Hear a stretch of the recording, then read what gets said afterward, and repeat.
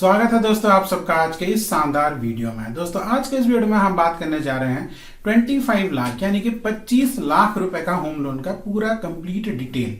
यानी कि अगर आप 25 लाख रुपए का होम लोन लेना चाहते हैं तो उसके बारे में जो भी चीज आपको जानना चाहिए, हर एक चीज को इस वीडियो में पूरा डिटेल में कवर करेंगे। दोस्तों अगर आप ये वीडियो एक बार देख लेते हैं पूरा स्टार्टिंग से लेकर आखिर तक, तो मैं ये दावा करता हूं कि आपको और कहीं भी कुछ भी वीडियो देखने की जरूरत नहीं होगी। दोस्तों सबसे पहले इस वीडियो में हम बात करेंगे कि 25 लाख रुपए का होम लोन आपको कितना टेन्योर के लिए लेना चाहिए, या चाहे आप इसको 10 साल के लिए लें या फिर 15 साल, 20 साल, 25 साल, कितना टेन्योर के लिए लेना चाहिए।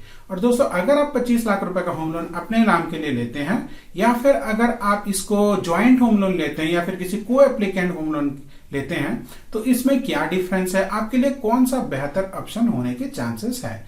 उसी के साथ साथ दोस्तों हम यहाँ पे आप बात करेंगे इसके एलिजिबिलिटी क्राइटेरिया के बारे में, और अगर आप 25 लाख रुपए का होम लोन लेना चाहते हैं तो आपकी मिनिमम सैलरी कितनी होनी चाहिए, हर एक चीज को पूरा कंप्लीट में इसमें डिटेल में डिस्कस करेंगे। दोस्तों इससे पहले हम इस वीडियो को शुरू करें, अगर आप चैनल पर नहीं हुए तो इसको एक बार जरूर सब्सक्राइब कीजिए, वीडियो को लाइक करके अपने दोस्तों के साथ शेयर करना मत भूलिए। दोस्तों चलिए हम शुरू करते हैं 25 लाख का होम लोन। देखिए दोस्तों अगर आप ये वीडियो पहली बार देख रहे हैं तो सबसे पहले हम आपको एक बात क्लैरिफाई कर देते हैं दोस्तों कि जो होम लोन होता है वो सिक्योर लोन के कैटेगरी में आती है। यानी कि दोस्तों अगर आपको एक होम लोन लेना है तो ये एक लॉन्ग टर्म लोन होता है, जैसे कि 10 साल, 15 साल, 20 साल इस टेन्योर में होता है। और अगर आपको लोन चाहिए तो आपको कुछ ना कुछ बैंक के पास गिरवी रखनी होगी। आपकी कोई सिक्योरिटी हो सकती है या फिर किसी को गारंटर बना के आप यहाँ पे रख सकते हैं। आप कोई कोलैटरल यानी कि अगर आपके नाम पे कोई संपत्ति है तो वो बैंक के पास गिरवी रख सकते हैं। अगर आप जॉब होल्डर हैं तो दोस्तों आपका जॉब प्रोफाइल के आधार पे आप होम लोन ले सकते हैं। अगर आप कोई बिजनेस कर रहे हैं तो उसके हिसाब से भी होम लोन ले सकते हैं। दोस्तों ये हो गया होम लोन के ब्रीफ जानकारी। दोस्तों लोन लेने के लिए सबसे पहले आपको बैंक के पास जाना होता है और वहां पे जो भी रिक्वायर्ड डॉक्यूमेंट होता है दोस्तों वो बैंक के पास सबमिट करना होता है। अब बैंक के लिए क्या क्या डॉक्यूमेंट चाहिए होम लोन के लिए, उसके ऊपर हमने ऑलरेडी वीडियो बनाया है।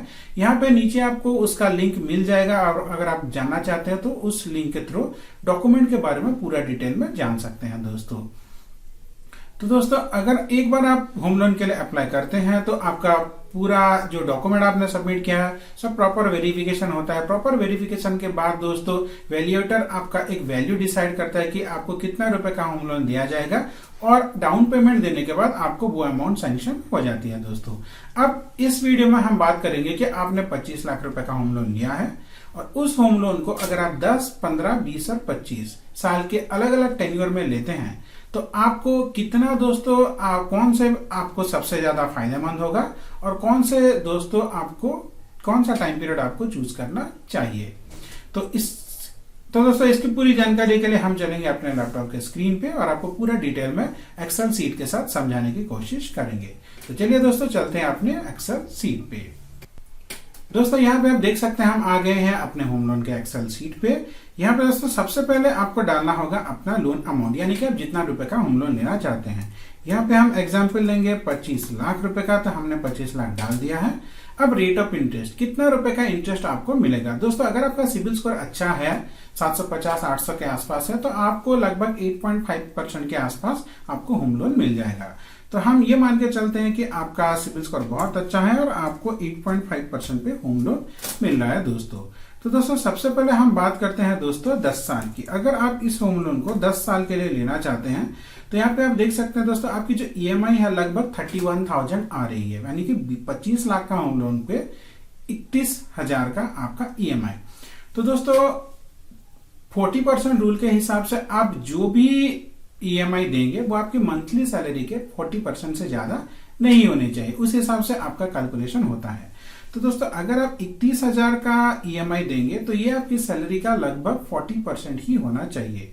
तो अगर आपकी सैलरी का 40% से ये ज्यादा है तो आपके लिए ये 10 साल का टेन्योर है वो सुइटेबल नहीं है। दोस्तों अगर आप 31,000 की ईएमआई में होम लोन लेना चाहते हैं तो आपकी दोस्तों जो सैलरी है वो कम से कम 75,000 पर मंथ होनी चाहिए, तभी आप ये लोन अफोर्ड कर सकते हैं।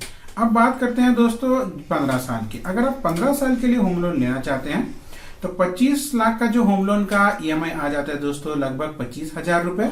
अभी जो 25,000 रुपए आप ईएमआई देंगे वो आपकी सैलरी का दोस्तों 40% से ज्यादा नहीं होना चाहिए। तो दोस्तों अगर यहाँ पे हम 25,000 को 0.4 से डिवाइड कर देते हैं तो यहाँ पे आ जाता है दोस्तों 62,500, यानी कि आपकी जो सैलरी है वो 62,500 रुपए यानी कि लगभग 65,000 के आसपास होनी चाहिए, तभी आप इस लोन को अफोर्ड कर सकते हैं। अब दोस्तों मान लीजिए अगर आप इस लोन को 20 साल के लिए लेते हैं तो वहां पे दोस्तों 25 लाख का होम लोन पे आपकी ईएमआई आ जाएगी दोस्तों 21,600 रुपए के आसपास, यानी कि लगभग 22,000 के आसपास आपकी आ जाएगी दोस्तों। तो दोस्तों उस हिसाब से अगर हम कैलकुलेट करें तो आपकी 22,000 ईएमआई में दोस्तों अगर हम 22,000 में दोस्तों अगर हम 0.4 डिवाइड कर दें तो दोस्तों ये आ जाता है दोस्तों 55,000 रुपीज, यानी कि आपकी सैलरी 55,000 होगी तभी आप इस लोन को अफोर्ड कर सकते हैं दोस्तों। अब मान लीजिए अगर आप 25 साल के लिए होम लोन लेते हैं 25 साल, तो वहां पे आपकी ईएमआई आ जाएगी दोस्तों 20,131, यानी कि लगभग 20,000 रुपए। तो दोस्तों उसी हिसाब से दोस्तों अगर हम 20,000 का कैलकुलेशन करें तो यहाँ पे आपको हो जाता है दोस्तों 20,000 को अगर हम यहाँ पे 0.4 से डिवाइड करें तो ये हो जाता है दोस्तों 50,000, यानी कि कम से कम आपको 50,000 का सैलरी चाहिए। तो दोस्तों अगर आपको 25 लाख का होम लोन लेना है तो आपकी सैलरी कम से कम 50,000 होनी चाहिए।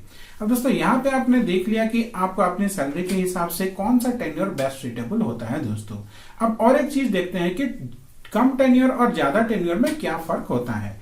अब देख सकते हैं दोस्तों आपने अगर 25 लाख का होम लोन लिया है 8.5% इंटरेस्ट के हिसाब से 25 साल के लिए, तो यहाँ पे दोस्तों आप देख सकते हैं आपका जो इंटरेस्ट आता है दोस्तों वो लगभग 35 लाख आ जाता है दोस्तों। एग्जैक्ट वैल्यू की बात करें तो 34,96,726 रुपीज, यानी कि लगभग 25 लाख के ऊपर आपको 35 लाख का सिर्फ इंटरेस्ट देना होगा 25 साल में। अगर आप इसको घटा के दोस्तों 20 साल कर देते हैं, 20 साल का टेन्योर करते हैं तो 20 साल में आपका ईएमआई सिर्फ लगभग 1,500 रुपए ही बढ़ा है, पर आपका इंटरेस्ट लगभग 9 से 10 लाख रुपए घट गया है दोस्तों। यहाँ पे आप देख सकते हैं पहले लगभग 35 लाख का था, अभी 26,70,000, यानी कि लगभग 8.5-9 लाख रुपए का आपका इंटरेस्ट घट गया दोस्तों। अब अगर आप इसको 15 साल कर देते हैं होम लोन को, 15 साल के टेन्योर में आपकी ईएमआई में और थोड़ी सी बढ़ोतरी हो जाएगी दोस्तों, लगभग 3,000 की बढ़ोतरी होगी, पर आपका इंटरेस्ट है वो 19 लाख का हो गया है दोस्तों। पहले 35 लाख का इंटरेस्ट दे रहे थे, फिर 26 लाख का, फिर 19 लाख का। अब अगर आप इसको 10 साल के लिए कर देते हैं दोस्तों होम लोन को, तो ये जो ईएमआई है वो 24,000 से बढ़ के हो जाती है दोस्तों 31,000 के आसपास, पर आपकी जो इंटरेस्ट है वो लगभग 12 लाख रुपए हो जाता है। यानी कि दोस्तों हमने यहाँ से क्या सीखा कि आप जितना कम टाइम के लिए होम लोन लेंगे आपको उतना ही ज्यादा बेनिफिशियल होगा, उतना ही ज्यादा दोस्तों आपको बैंक को कम इंटरेस्ट देना पड़ेगा। तो दोस्तों अगर आप होम लोन की प्लानिंग कर रहे हैं, होम लोन लेना चाहते हैं, तो आप जितना जल्दी हो सके उतना कम टेन्योर में अगर आप अपना होम लोन लेते हैं तो आपको बहुत सारा पैसा आप यहाँ पे सेव कर सकते हैं जो कि आपको बैंक को देने वाले थे। इस हिसाब से दोस्तों आप अपना होम लोन का टेन्योर चूज कर सकते हैं। आशा करता हूं आज का ये छोटा सा वीडियो आपको अच्छा लगा होगा। इसके ऊपर अगर आप पूरा डिटेल में वीडियो देखना चाहते हैं तो आप हमें कमेंट कीजिए, हम आपके लिए एक वीडियो जरूर लेके आएंगे। आज का दिन मंगलमय हो। धन्यवाद दोस्तों।